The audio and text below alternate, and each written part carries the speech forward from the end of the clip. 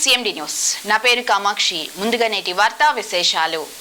నెల్లూరు జిల్లాలోని Noah bed bank కార్యక్రమాన్ని సినీ నటుడు సుమన్ సందర్శించారు. ఈ సందర్భంగా ఆయన రక్తదానం యొక్క ప్రాముఖ్యతను వివరించారు. రక్తదానం అత్యంత గొప్పదని, ఇది ప్రాణదానం చేసినట్లే అని సుమన్ పేర్కొన్నారు. తాను సినిమా ఇండస్ట్రీకి వచ్చి 48 సంవత్సరాలు పూర్తయ్యాయని తెలిపారు. సినిమా పరిశ్రమ నిలదొక్కుకోవాలంటే హీరోలు, హీరోయిన్లు, దర్శకులు మొదలైన వారు డిస్ట్రిబ్యూటర్లకు సహకరించాల్సిన అవసరం ఉందన్నారు. ఆంధ్రప్రదేశ్లో ఫిల్మ్ డెవలప్మెంట్ కార్పొరేషన్ ఏర్పాటు చేయాలని సూచించారు. అలాగే మానవ సంబంధాలను ప్రతిబింబించే సందేశాత్మక చిత్రాలు రూపొందించాల్సిన అవసరం ఉందని సుమన్ అభిప్రాయపడ్డారు.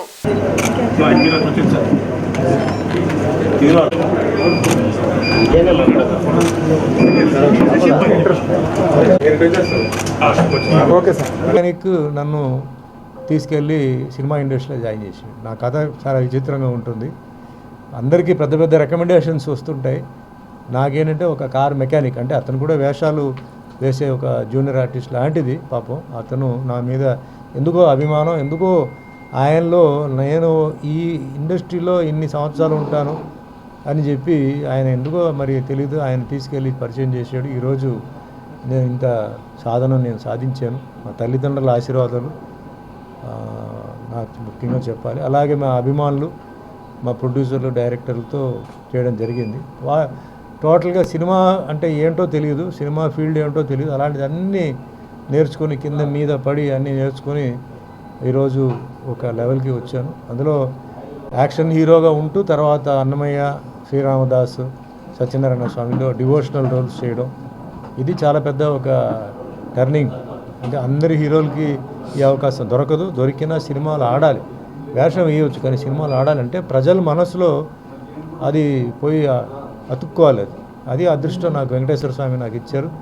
రాష్ట్రపతి గారు శంకర్ దయాళ్ శర్మ గారు అప్పుడు ఆయన పిలిచి అన్నమయ్య సినిమా నా పక్కనే కూర్చొని చూసి ఆయనతో బ్రేక్ఫాస్ట్, లంచ్ చేసే భాగ్యం కూడా నాకు కలిగింది.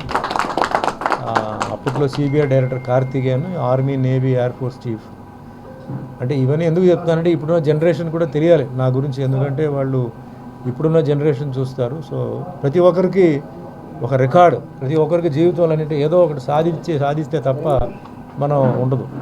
మనం చెప్పడం కాదు, అది అప్డేట్ చేస్తూనే ఉండాలి. అది అప్డేట్ చేయడం అంటే ఏంటంటే నేను ఇంకా సినిమాలు, క్యారెక్టర్స్, తర్వాత శివాజీ ద బాస్లో విలన్గా, హిందీ పిక్చర్ గబ్బర్ ఇస్ బ్యాక్లో చేయడం, ఇట్లా అలా చేశాను అనమాట. అట్లా ఇక్కడ నెల్లూరులో బ్లడ్ బ్యాంక్ విషయం, రక్తదానం విషయంలో భాస్కర్ నాయుడు ఒక హీరో. ఈయన ఏంటంటే రక్తదానం అనేది చాలా విలువైన ఒక దానం. అన్నదానం ఇవన్నీ ఉన్నాయి, నేను కాదంటలేదు, కానీ రక్తదానం గురించి అంత స్ట్రెయిన్ తీసుకొని, అలాగే ఇప్పుడు ఎంతోమంది, ఇప్పుడు జస్ట్ లోపల విజయ్ భాస్కర్ చెప్పి 69వ అతను బ్లడ్ ఇస్తున్నాడు. ఈ బ్లడ్ బ్యాంక్ ఏదైతే ఉందో ఈ విషయం చాలామందికి తెలియదు. బ్లడ్ బ్యాంక్ వాల్యూ ఏంటో తెలియదు. ఒక యాక్సిడెంట్ జరిగితే ఆ రక్తం ఎంత విలువైన రక్తం అనేది అప్పుడే తెలుస్తుంది.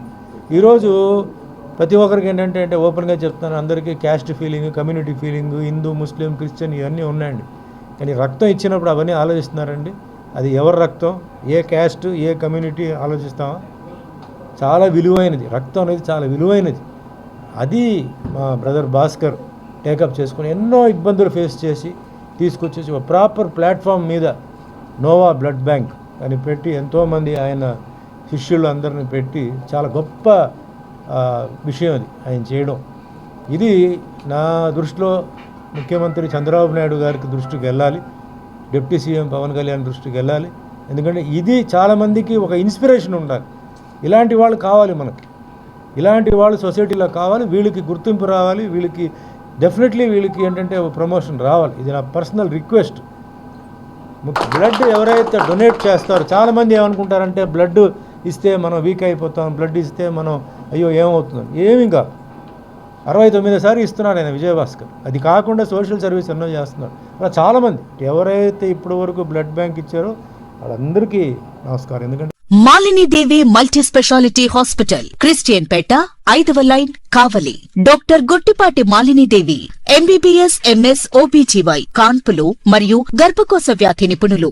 మాలిని దేవి మల్టీ స్పెషాలిటీ హాస్పిటల్ నందు అందించు వైద్య సేవలు: సాధారణ కాన్పులు, సిజేరియన్లు, లాప్రోస్కోపిక్ ద్వారా గర్భసంచికి సంబంధించిన ఆపరేషన్లు, ట్యూబెక్టమీ పిల్లలు లేకుండా operation, high risk pregnancy, ectopic pregnancy, మరియు గర్భసంచి నీటి బుడగలు, గర్భసంచి జారిన ఆపరేషన్లు, రొమ్ముగడ్డలకు చికిత్స, నెలసరి ఇబ్బందులకు చికిత్స, మెనోపాజ్ సమస్యలకు చికిత్స చేయబడును. స్త్రీలకు సంబంధించిన అన్ని సమస్యలకు చికిత్స చేయబడును. పిల్లలు లేని వారికి ప్రత్యేక చికిత్స కలదు. ముఖ్య గమనిక, మా హాస్పిటల్ నందు కాన్పోయిన తరువాత తల్లి బిడ్డను ఉచితంగా మా వాహనంలో క్షేమంగా ఇంటికి చేర్చబడును. మా హాస్పిటల్స్ ప్రత్యేకతలు: ICU, lab, AC and non AC rooms, 24 గంటలు మెడికల్ షాప్, ప్రతి రూమ్ నందు వేడి నీటి సదుపాయం కలదు. ఇక్కడ ఉన్న ఆర్టిస్టులకి, ఇక్కడ ఉన్న టెక్నీషియన్స్ అందరికి అవకాశం ఇస్తే ఆ విధంగా సినిమా ఇండస్ట్రీ, ఎందుకంటే నాకు వేరే దాంతో నాకు సంబంధం లేదు, సినిమా ఇండస్ట్రీ బాగుండాలని నా కోరిక.